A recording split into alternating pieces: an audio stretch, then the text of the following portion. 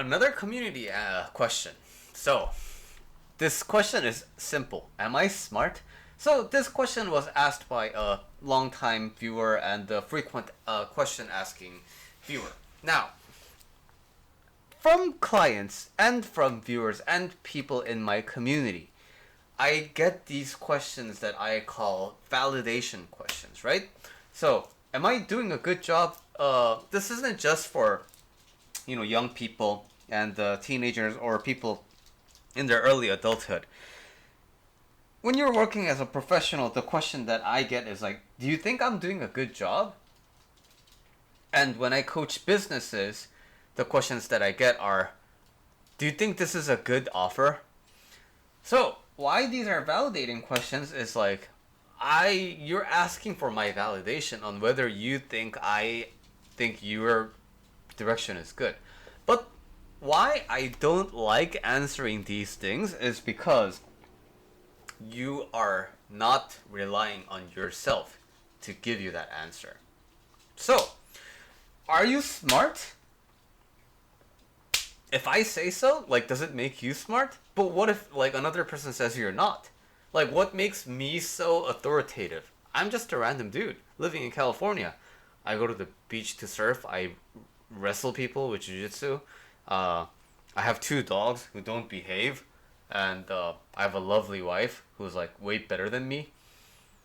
I'm just a guy, right? I'm made of flesh. My opinion doesn't really matter. I just happen to know a lot about life. I just happen to know a lot about Buddhism. I just happen to know how to work with life problems, but it doesn't make me the ultimate authority in what? In you.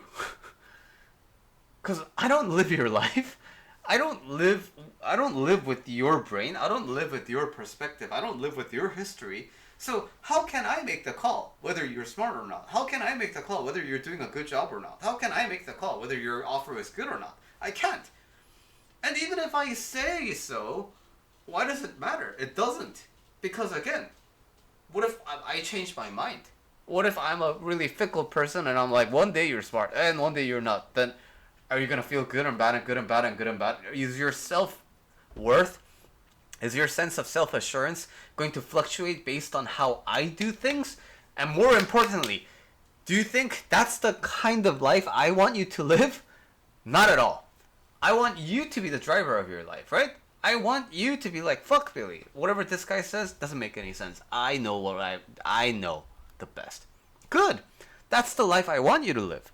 Now, if you are living that kind of life and you happen to be suffering, that's when I would invite you to evaluate my ideas, right? But ultimately, you have to be the one making the call about what you are going to do with your life.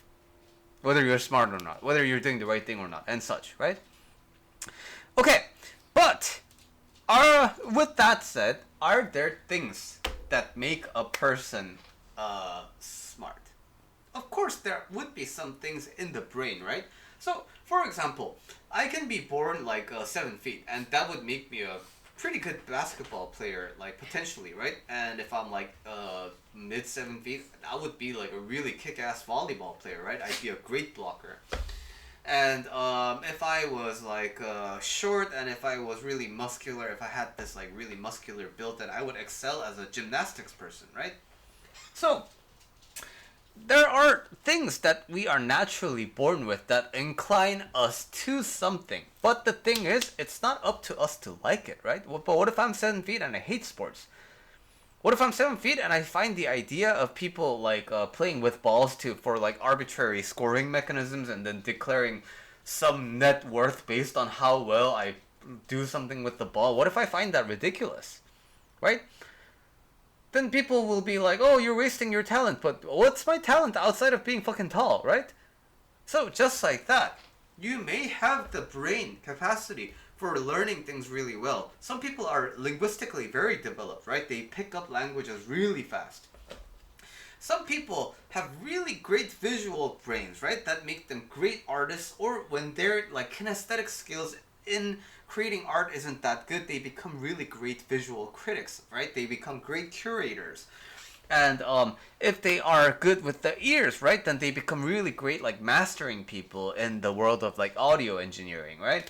And so like these are things that you can be born with, and but the thing is they don't really get to dictate what kind of a life you live. You're gonna live the life that you want regardless of what you have. So for example, my dad, right, he's a hypnotherapist, and he's got the knack for like effort. He has a really really sticky butt, what we call in Korean. When he sits down, like part of his ADHD, but like he hyper focuses to like crazy amounts, right? And that's his natural tendency. But at the same time, he likes to engage in these really like creative things. He likes to sing, but does he want to become like a pop singer? No, he just likes to sing. He likes to draw. Does he want to become an artist? No, he just likes to draw. So it's up to him to live his life, right? So just like that, you can be smart, but it doesn't mean that you have to live an academic life. It doesn't have to mean you have to like live a deep life, right? But with all of that said, if you are looking at the skill of living life, there's one thing that tends to help, and that is curiosity.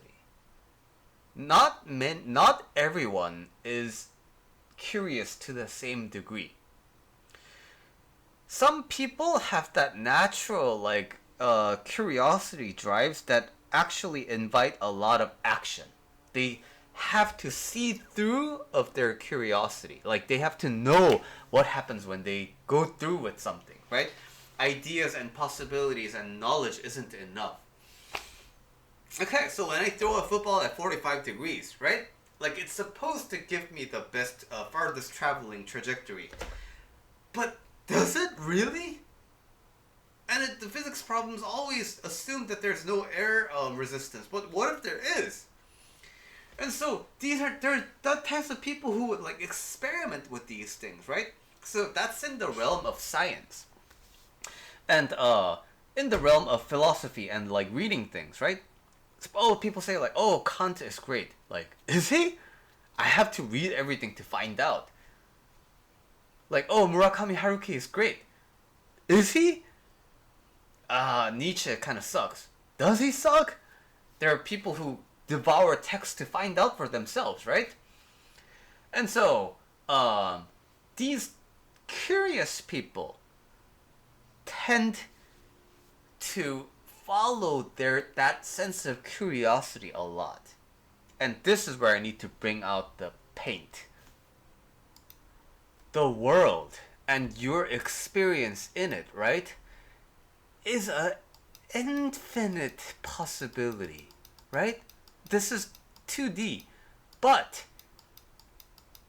in real life it's 3D, right? These are all the ways that your life can go, right?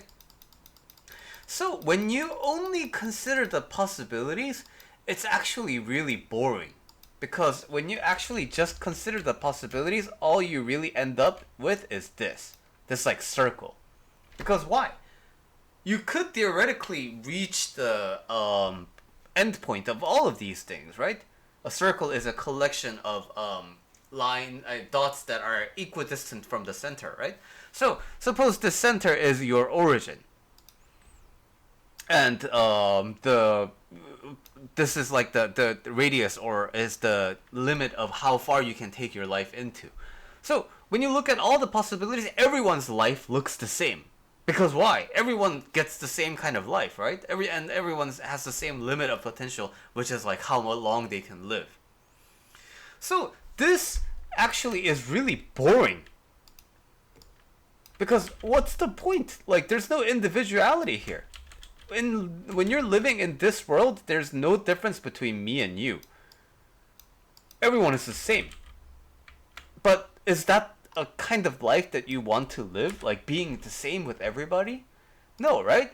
So what I'm trying to say is, you start from this center. And your life, what makes it distinctively unique and you is the trajectory that you draw with it.